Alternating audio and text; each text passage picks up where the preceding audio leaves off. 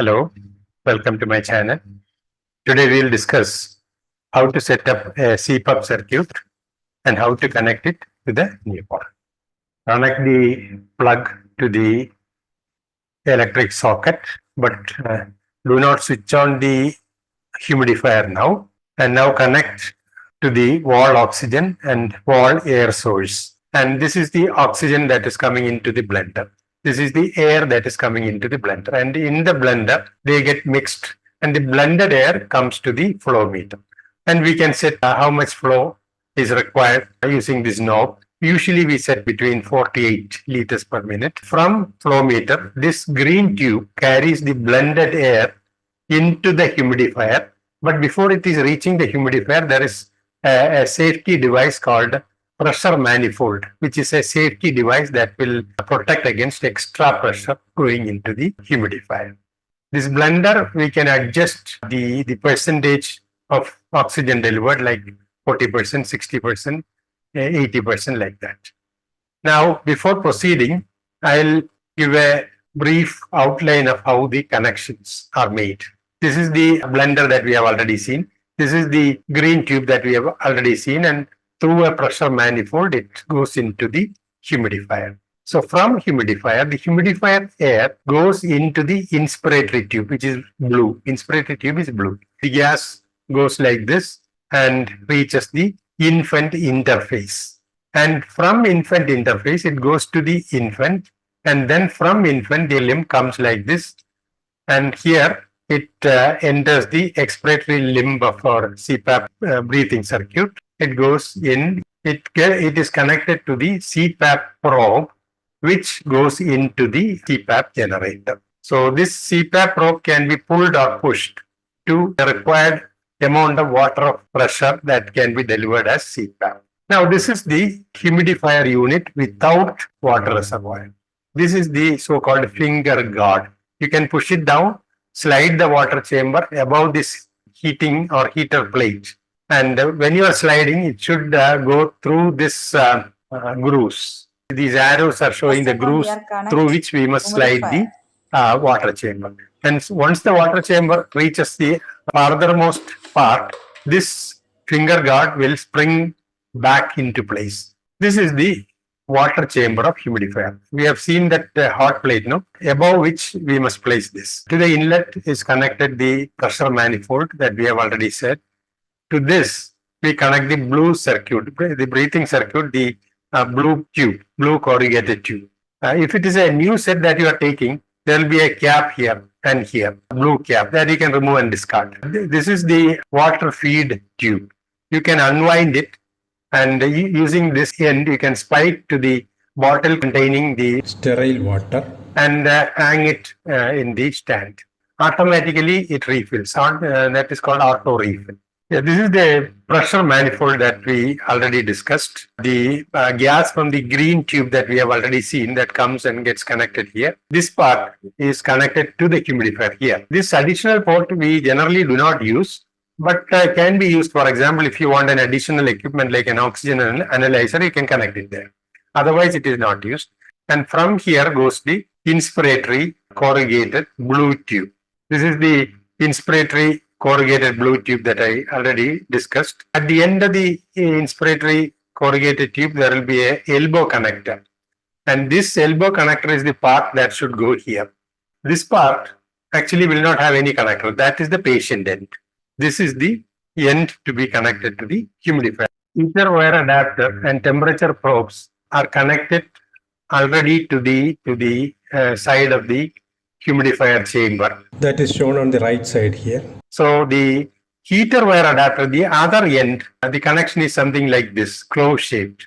That should go into the back of the inspiratory limb. Inspiratory limb is the blue corrugated tube. So that is already connected to the humidifier. To that, this should go. Regarding the temperature probe, of course, it is already connected to the side of the humidifier that we have already shown.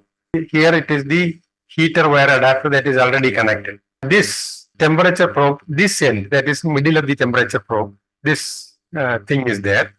That should fix into this. So this triangular thing should fix here.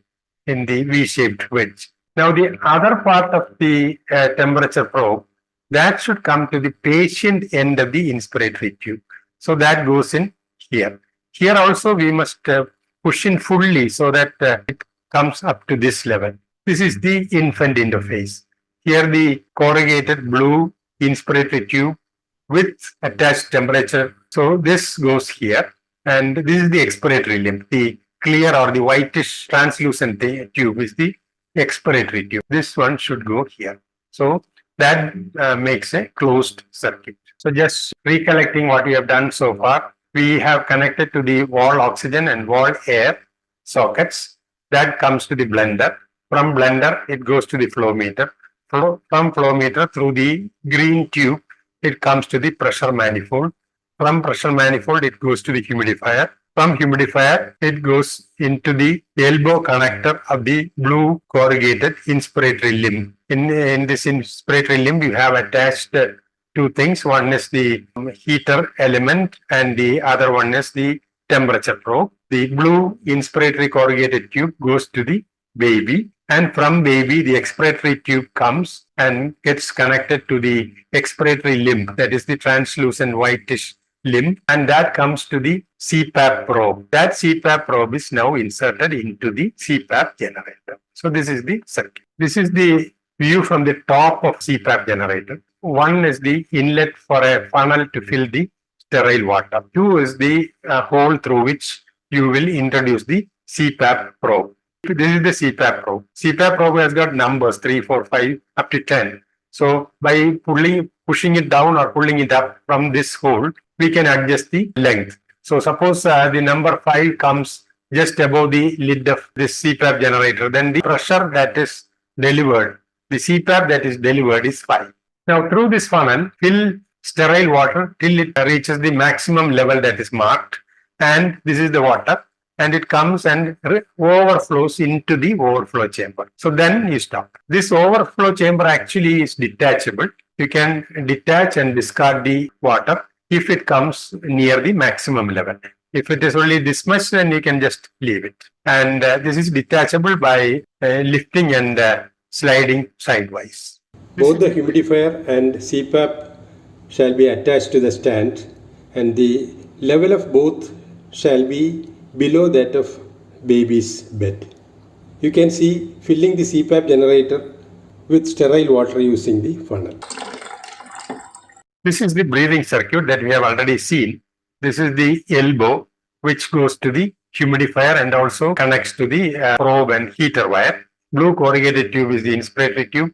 Translucent or the white corrugated tube is the expiratory tube. Both are connected to the infant interface, and this goes to the infant. Blended gas is delivered to the infant either with nasal prong or mask. Now switch on the humidifier. Wait for the temperature to reach 37. Set the gas at 40 to 60% oxygen saturation, and airflow is between 4 and 8 liters per minute. We must check functioning of CPAP before connecting to the patient. Press the mask in the palm or pinch the prongs to block the air. Then you will see bubbling in the CPAP generating chamber. This is the bonnet or the cap, baby cap.